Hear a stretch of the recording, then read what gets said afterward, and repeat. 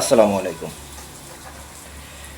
আজকে একটা বিষয় নিয়ে আসলে একটু কথা বলতে চাই। বিষয়টা হচ্ছে যে বিএনপি নেতা সালাউদ্দিন আহমেদ গত ৩ দিন আগে এ তিনি একটা কথা বলছেন মিডিয়ায়। সে কথাটা হচ্ছে কেমন? যে এই সরকার যে একটা অনির্বাচিত সরকার, এই কথাটা তাকে প্রতিদিন আমাদের কাছ থেকে শুনতে হবে। কথাটা কি বলছে? যে এই সরকার যে একটা অনির্বাচিত সরকার, সেটা আমাদের কাছ থেকে এই সরকারকে প্রতিদিন এই কথাটা শুনতে হবে। অনির্বাচিত সরকার। আচ্ছা, যাই হোক, তারা বলতে পারে যেহেতু মানুষ ভোটের মাধ্যমে তো তাকে বসায় নাই, এজন্য তারা এই কথাটা বলতেছে। আর তাদের এখন বর্তমান তো বাক স্বাধীনতা আছে।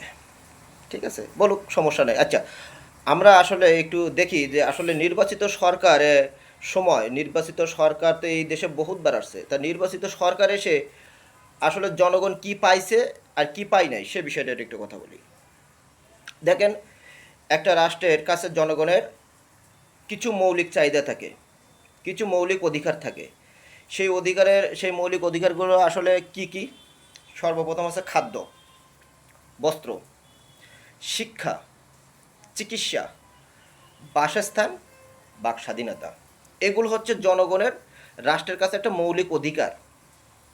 তা এই যে আমরা নির্বাচিত করে ভোট দিয়ে একটা সরকারকে ক্ষমতায় এনে বসে, স্বাধীনতার পর থেকে আমাদের এই যে মৌলিক অধিকার, এগুলো কি কোনো সরকার নিশ্চিত করতে পারছিল?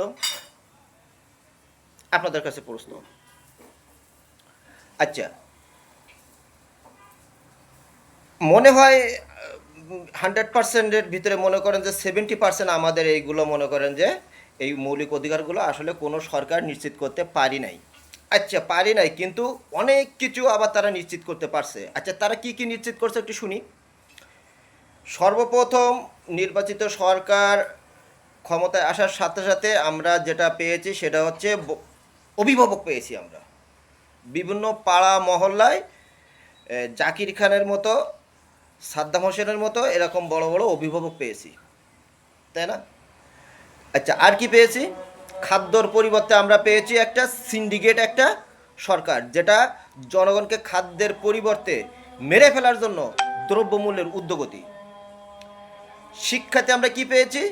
অটোপাস। আচ্ছা, সংস্কৃতিতে আমরা কি পেয়েছি? পরিমণির মতো একটা অসুস্থ অসামাজিক সংস্কৃতি পেয়েছি। মাহিয়া মাহির মতো একটা অসুস্থ সংস্কৃতি পেয়েছি। নামবিহীন মডেল পেয়েছি, মেঘনা আলমের মতো, মৌসুমী হামিদের মতো বিভিন্ন রকম নামবিহীন মডেল পেয়েছি সাংস্কৃতিক অঙ্গনে। বাক স্বাধীনতার নামে আমরা কি পেয়েছি? 2 হাতে হ্যান্ডকাপ পেয়েছি, আয়নাঘর পেয়েছি, জেল পেয়েছি। আচ্ছা, দেশ আর কি পেয়েছি? দেশের সার্বভৌমত্ব হুমকির জন্য পার্শ্ববর্তী ভালো একটা বন্ধুরাষ্ট্র পেয়েছি। চিকিৎসার জন্য আমরা কি পেয়েছি? সিঙ্গাপুরের মতো একটা হসপিটাল পেয়েছি, ভারতের মতো একটা দেশ পেয়েছি, তাই না? নির্বাচিত সরকার ক্ষমতায় এসে আমরা এগুলো পেয়েছি। এর বাইরে আমরা আরও কিছু পেয়েছি, সেটা আমি বলি। দুর্নীতিবাজ বড় বড় নেতা পেয়েছি, দেশের সম্পদ লুণ্ঠনের জন্য, টাকা পাচারের জন্য বড় বড় প্রতিনিধি পেয়েছি। এটাই তো নির্বাচিত সরকার। আর অনির্বাচিত সরকার আমরা কাকে বলছি?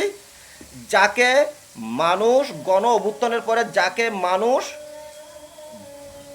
এনে হাত ধরে এনে টেনে এনে বসাইছে, তাকে আমরা বলি অনির্বাচিত সরকার। ভাবতে হবে।